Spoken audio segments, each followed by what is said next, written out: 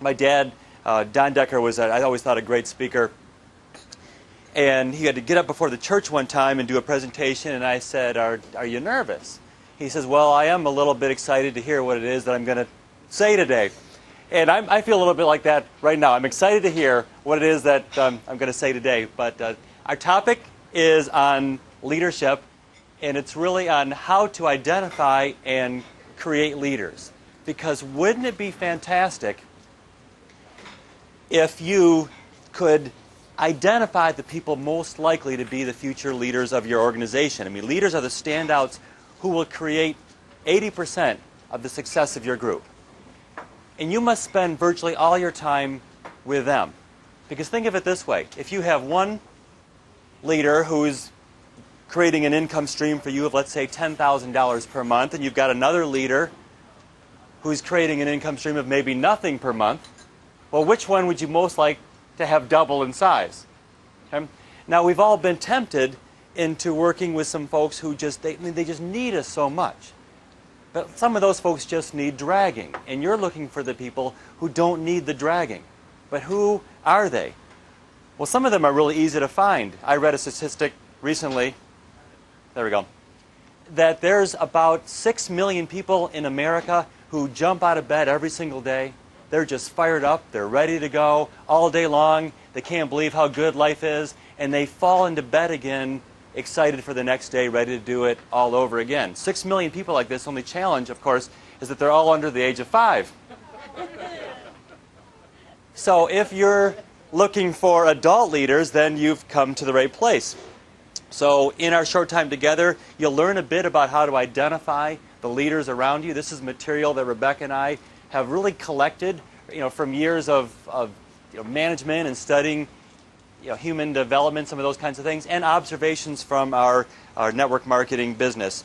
And we also, in this presentation, I'll share with you the one proven way to create leaders who are as effective and motivating as you are, and we'll show you that today. So are you ready? Say ready. Woo-hoo! Okay, good crowd. All right, so part one, how to identify leaders. Number one, leaders know why. Last year in this country, something close to 2.5 million people bought one of these, an electric drill. Now that's a lot of drills. That's a lot of people. Now the most striking thing about all those folks buying all these drills is that not one of them wanted to own an electric drill. What they wanted was one of these, a hole.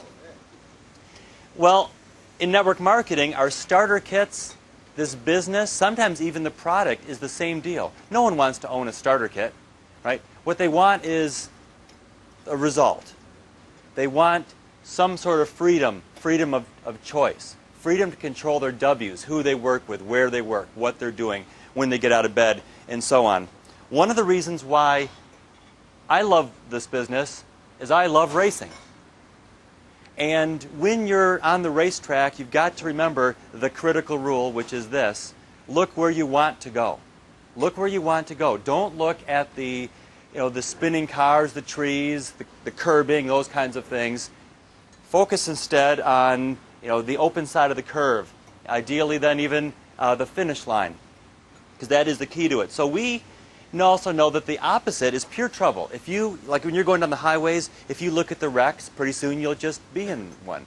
So look where you want to go. We ask everyone who joins our business this question: why? Why are you doing this? Why are you taking the time? Why are you deciding to shut the TV off at night and focus on something like this for yourself? Because you see, reasons are the difference between being interested and being committed. Everybody starts out interested. Hey, those products look interesting. Or, John Harems is making $4,000 a day. Okay, that's interesting.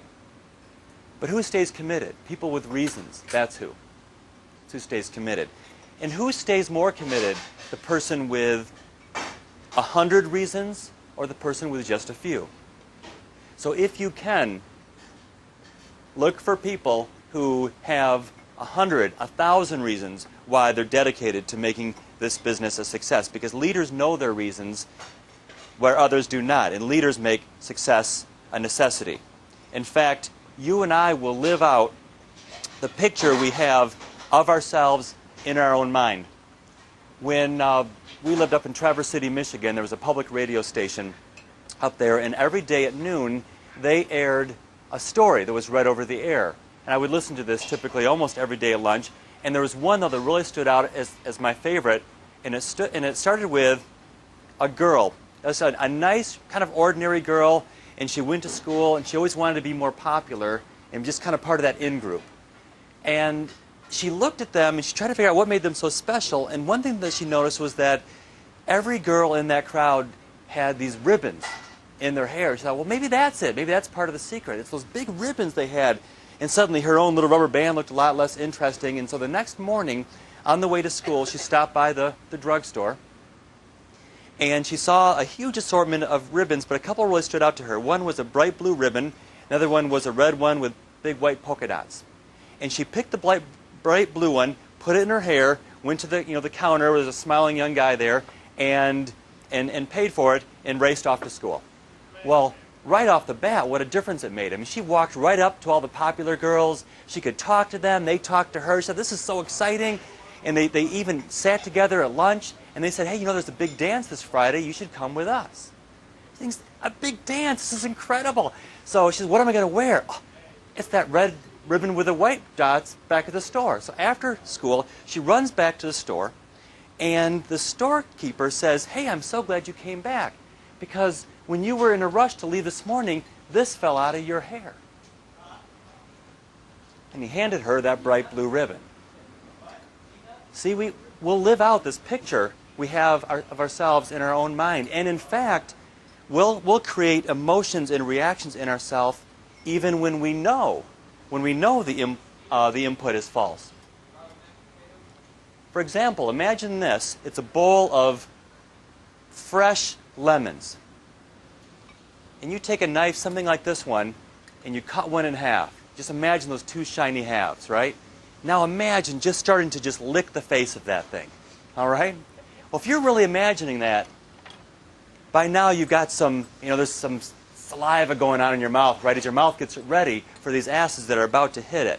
And that's the evidence. Even when your brain knows that the evidence is false, it will create a reaction for you that is entirely real. And so that's the idea here. The more real your whys are to you, the more commitment that you'll have. So to make them more real, right now we're going to make your own movie starting you and your goals.